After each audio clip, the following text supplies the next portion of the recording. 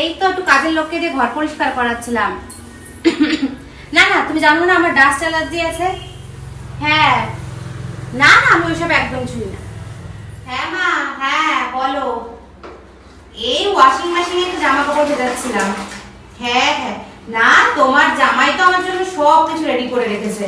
আর এটাও বলেছে যে ওয়াশিং মেশিন থেকে জামা যদি তারে আনার জন্য কোনো লোক লাগে তাহলে বলো।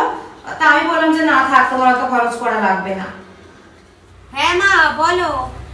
এই তো একটু পার্লারে এসেছিলাম, ওই পেডিকিওর আর মেডিকিওর করাতে, পুজো এসে গেছে না। হ্যাঁ, তুমিও করাবে?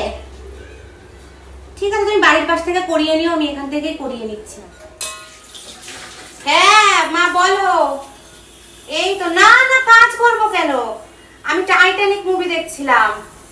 না এখানে আবার কোনো কাজ করতে হয় না, সারাদিন শুধু শুয়ে টিভিতে এই ওয়েব সিরিজ ওই ওয়েব সিরিজ এই মুভি এগুলো দেখতে দেখতে একদম কোমর ব্যথা হয়ে যায় জানো মা। ঠিক আছে তাহলে রাখো। হ্যাঁ মা বলো। এই তো একটু শপিং এ গেছিলাম তোমার জামাইয়ের সাথে। আরে মানা করি তাও শোনে না, এত শপিং করেছি যে আমি দরজা দিয়ে ঢুকতে পারছি না। হ্যাঁ ঠিক আছে রাখো।